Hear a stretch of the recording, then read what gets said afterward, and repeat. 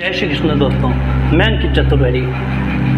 दोस्तों, भगवान श्री कृष्ण के कई अद्भुत भक्त हुए हैं और भक्त और भगवान के बीच का जो संबंध है उसे केवल एक भक्त ही समझ सकता है। कहते हैं कि यदि भगवान को देखना है या उन्हें महसूस करना है तो उसके लिए भक्ति की आंखें चाहिए। आज कई लोग कहते हैं कि कलयुग में क्या भगवान के चमत्कार होते हैं? क्या भगवान कलयुग में भक्त को दर्शन देने आते हैं? दोस्तों, सवाल कई सारे हैं, लेकिन इसके जवाब अब तक कहीं ना कहीं छुपे हुए हैं। आपके जीवन में भी कई बार कुछ ऐसी घटनाएं हुई होगी जिन घटनाओं को देखकर आपने यही कहा होगा कि ये हमारे जीवन का सबसे बड़ा चमत्कार है। और ऐसे कई सारी चीज़ें जो हमारे जीवन में होती रहती हैं उसे हम नज़रअंदाज भले ही कर जाएं, लेकिन कभी न कभी किसी न किसी रूप में हमारे इष्ट, हमारे आराध्य हमारा साथ जरूर देते हैं। हमारे साथी बनकर वो कृष्ण हमारे जीवन में एक न एक बार जरूर आते हैं। आज की इस कहानी में हम आप लोगों को एक ऐसी भक्त की कथा सुनाने जा रहे हैं, एक ऐसे भक्त की सच्ची घटना बताने जा रहे हैं जिसे सुनकर शायद आप लोग हैरान हो जाएंगे। मीराबाई का नाम तो हम सबने सुन रखा है। मीराबाई जिनका मेड़ता में जन्म हुआ, दूधा जी के परिवार में जन्म हुआ, और एक ऐसी भक्त मीरा जिसे श्री कृष्ण के अलावा कोई दिखाई ही नहीं देता। मीरा सदैव कहती थी कि मेरे तो गिरधर गोपाल दूसरो न कोई, और जाके सर मोर मुकुट मेरो पति सोई। मीरा जो कि बचपन से ही भगवान श्री कृष्ण की भक्ति में ऐसी लीन थी जिसे कृष्ण के अलावा कोई सोचता ही नहीं था। बाल्यकाल में मीरा ने एक बारात देख ली तो मीरा भागी भागी जाती है अपनी माँ के पास। अपनी माँ से कहती है कि माँ, ये क्या हो रहा है? अब मीरा की माँ ने भी मीरा को जवाब दे दिया कि बेटा, ये बारात निकल रही है, किसी की शादी है, तो ये दूल्हा जा रहा है और इसकी दुल्हन भी होगी और उसके साथ फेरे होंगे और ऐसे ऐसे करके इनकी शादी हो जाएगी। तो मीरा को जिद लग गई। मीरा ने अपनी माँ से पूछा कि माँ, मेरा दूल्हा भी कोई है? मुझे भी शादी करनी है, मुझे भी बताओ कि मेरा दूल्हा कौन है। तो मीरा के पास एक गिरधर गोपाल की एक मूर्ति थी। उसके बारे में मैं आप लोगों को अलग से वीडियो बना के बता दूंगा कि मीरा के पास ये मूर्ति कैसे आई थी। तो मीरा की माँ ने मीरा से कहा कि बेटा मीरा, ये जो तेरे पास गिरधर गोपाल की मूर्ति है ना, वही तेरे दूल्हा है। अब मीरा की माँ ने तो मजाक ही मजाक में कह दिया कि ये जो मूर्ति है गिरधर गोपाल की, वही तेरा दूल्हा है। अब मीरा की माता जी को क्या पता था कि मीरा सच में ही उन्हें दूल्हा मान बैठेगी। अब तो मीरा ने ऐसी लगन लगाई कि मीरा ने अपने उस गिरधर लाल को ही अपना पति मान लिया।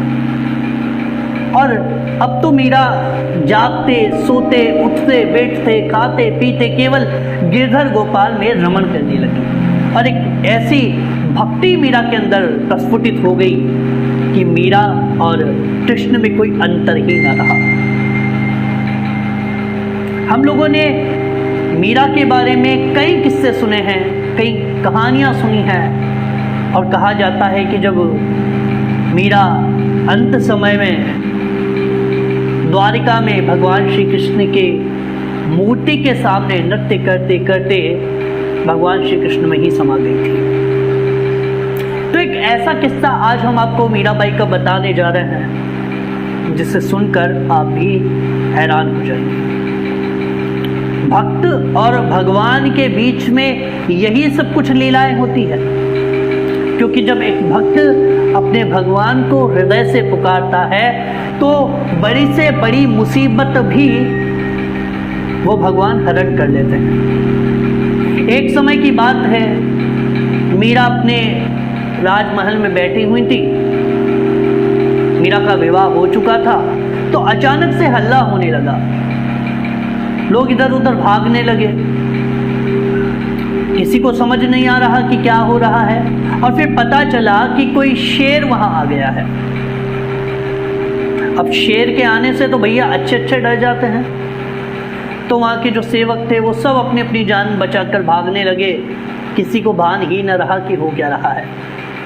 अब वो जो सिंह था, वो शेर था, वो मीराबाई के राजमहल में घुस गया।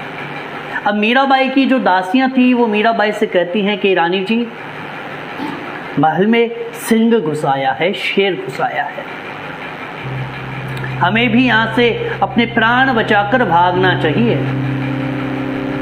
लेकिन मीरा को तो गिरधर के अलावा कुछ सूझता ही नहीं। मीरा ने कहा कि जरूर तुम्हारा ये भ्रम होगा, सिंह आ ही नहीं सकता।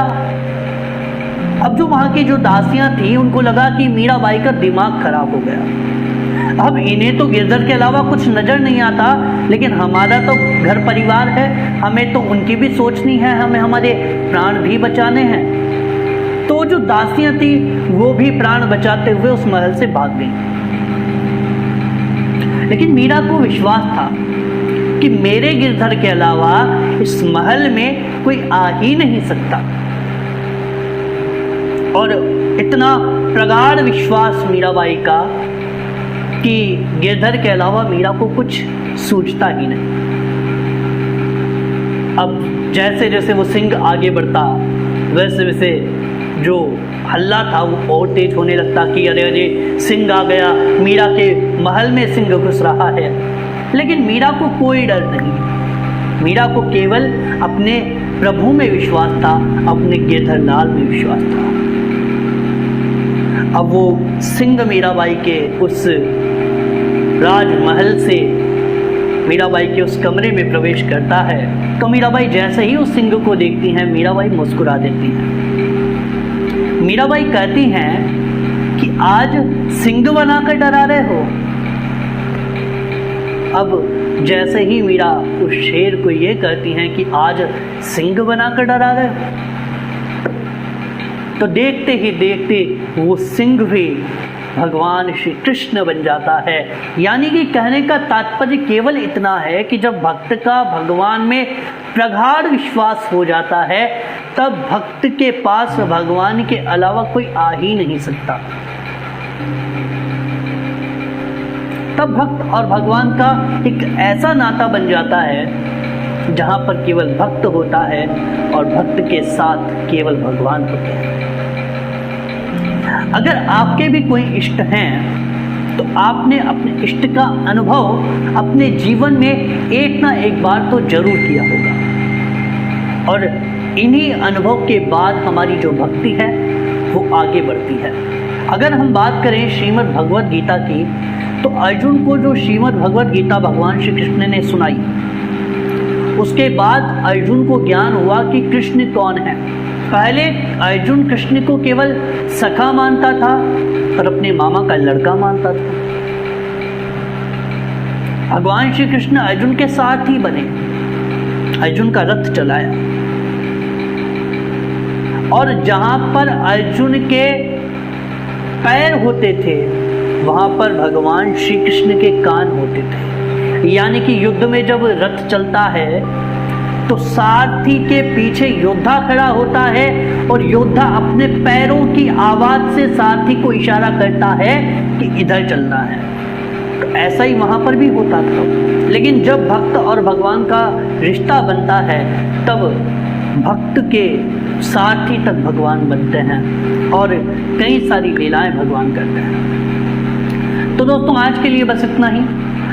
अगर आपको हमारी ये वीडियो पसंद आई हो तो वीडियो को लाइक करें, चैनल को सब्सक्राइब जरूर करें और बेल आइकन पर जरूर क्लिक करें ताकि हमारी हर वीडियो का नोटिफिकेशन आपको मिलता रहे। और अगर आपके जीवन में ऐसा कोई अनुभव हो जिसे आप हमारे साथ साझा करना चाहते हैं और आप चाहते हैं कि हम अपने अगले वीडियो में आपके उस अनुभव को बताएं, तो आप कमेंट करके हमें अपने उस अनुभव को ज़रूर भेजें। और अगर आप लोग इंस्टाग्राम पर अपना वो अनुभव हमारे साथ साझा करना चाहते हैं तो उसका लिंक भी हमने डिस्क्रिप्शन में दे दिया है, वहाँ जाकर आप लोग अपने अनुभव को हमारे साथ साझा भी कर सकते हैं। जय श्री कृष्ण।